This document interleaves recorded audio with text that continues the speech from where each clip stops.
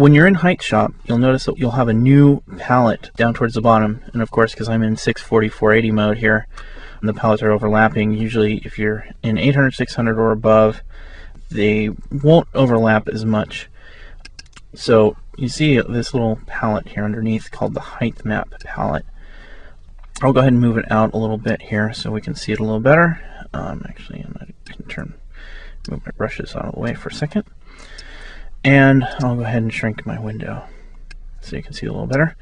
Now, what this Height Map palette does is, for one, Height Shop, the section in Height Shop for modifying your objects, will take an image of some type and use it to create depth on your object. So what this Height Map palette does is allow you to import in an image and manipulate that image for creating distortions on your object. Now notice how the object is grayed out, and that's because there is no height map loaded. So if there's no image loaded here, it's basically saying, well, you can't do anything to the object because there's nothing there to do it with. So I'm going to go ahead and open an image here. And one thing to keep in mind too is that Amorphium comes with a bunch of Height Shop images in a folder called Height Shop inside the Amorphium Pro directory. And what these are a bunch of grayscale images for modifying your object. And this, of course, could be any grayscale image. And I'm going to go ahead and bring in the hand map here. Now, this is an image map of two hands, kind of black with gray.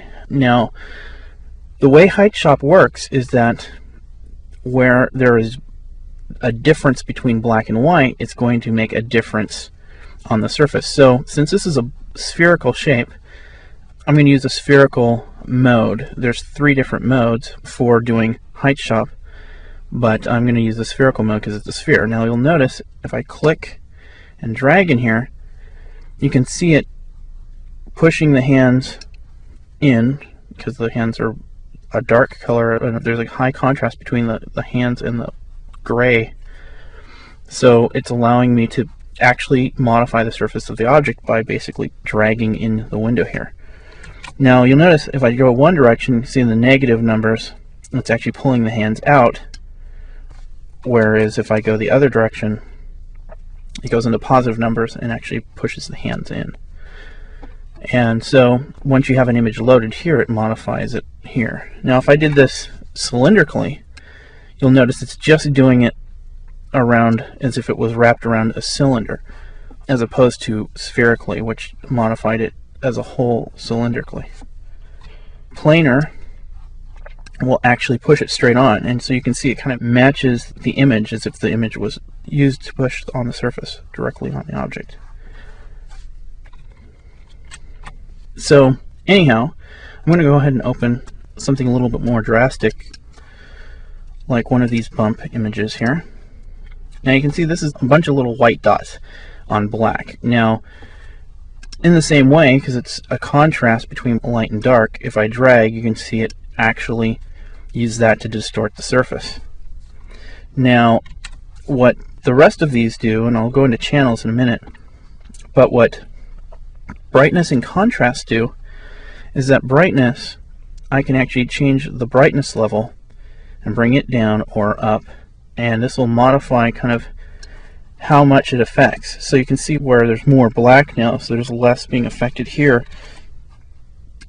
or if I turn it up, you can see it's really affecting it, and it's kind of flattening out the white areas. So you can use this to kind of adjust your image so you don't have to go back and use a paint program necessarily. Contrast will make more of harder edges out of the image. So if I wanted to actually have a really like hard edge transition,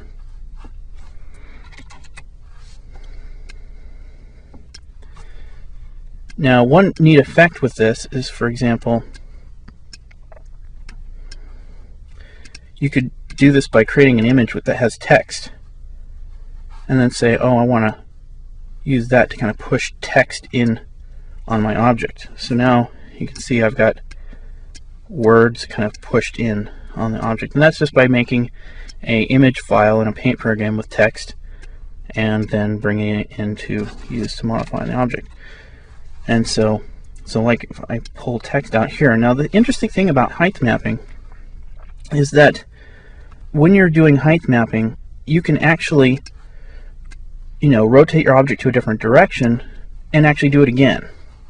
So now if I do it again, I've got it on there a second time, and I can keep doing this over and over and over. And depending on the result that I want to get, I can use one image to modify many different times, or use multiple images to do different things. So like if I've got this and I want to make it more of a roughed up image, I can open up something more like a fractal here, which has a lot of intricate detailed changes. So now I can use this to kind of roughen it up, so now it looks like it's kind of carved in rock more. So, and these images are all ones that ship with Amorphium. They're inside your Amorphium Pro directory. Once you install Amorphium, there's a folder called Height Shop.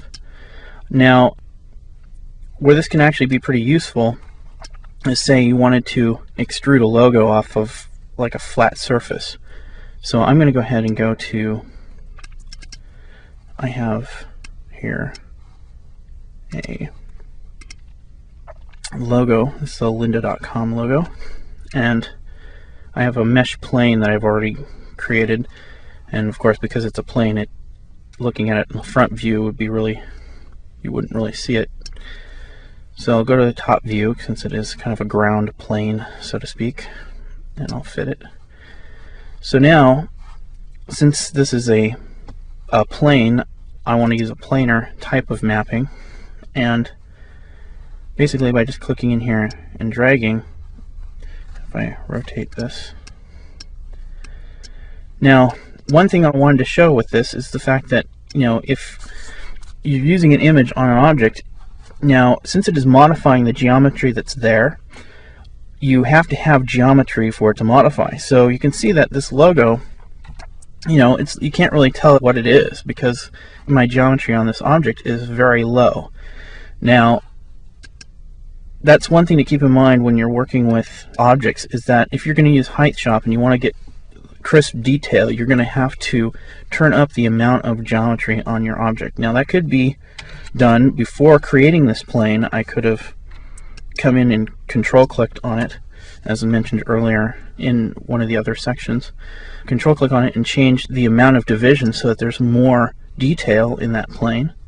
That's one way of doing it, because if you look at the wireframe, you can see there isn't a whole lot of detail there. I mean, there is, but for something with the smooth edges and thin edges that the lynda.com logo has, you wouldn't really see that detail. Well, if I go ahead and increase this by using the mesh quad tool, you can see I'm now able to increase that mesh and make it pretty dense, and now the detail will actually appear when I actually create it.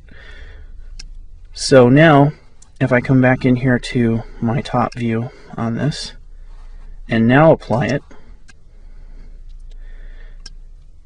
now we can see the logo come through really nice. So now you can see it come through. Now here's one thing to keep in mind too, is that this is a really hard-edged image. Let me go ahead and display this. Now this is the way you would take your logo and bring it in. I have right here, it's got a really hard edge. It's like really anti-alias nice, and it's this really hard edge. And as you can see in the window here, that because it has such a hard edge, when I zoom in on this object, you can see it's like really making hard edge angles, and sometimes it may not be what you want. So to alleviate that, let me go ahead and fit this back. To alleviate that, one thing you may want to do is actually blur the image a little bit in your paint program. So now I have a version that is blurred slightly, and what that'll do is give a slight better ramping between the edges when I create it. So you can see how hard edged that has become. And then if I go back to my top view here and now I'll go ahead and open the other blurred one, that now if I do this, and I'll rotate it, You can see it has a much softer edge. It kind of ramps down, gives a nice rounded kind of feel to it. And of course, if I do this not as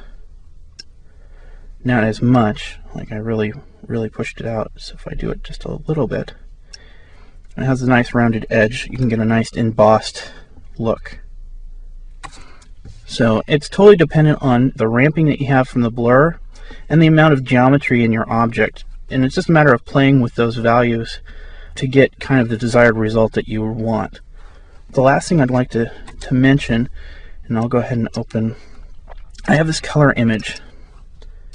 And if I go to, because mostly what we've been working with has been black and white. So now if I show, let me display this image so you can see what it looks like. Okay, I have 3 color dots basically, blue, green, and red, and they're overlapping so you can see the yellow and cyan, magenta, and white from them overlapping. Now, the reason I have this image is that you can load a color image in here, but it's going to convert it to a grayscale. But what you can do is you can actually use, say like, oh, I want to just use the red color values of the image to emboss with. So if you just turn off the others, you can see that it's actually going to turn off those color values for that image and allow me to be able to use that particular color value for the modification. So like say you have, you know, a picture that you want to use to emboss, but you can use the different color values of the overall picture. It'll take like the reds out and just use the greens and blues to emboss with. So it can be a useful tool for certain situations. What alpha will do is take the transparency information. If you have say an image that has transparency information, it will use that. And since this image doesn't have transparency, it's not going to really be effective. But if you have a TIFF file that has an alpha in it with transparency information, you can use that as well as your color and any mixture of. And so that's pretty much how you would work with the height map palette.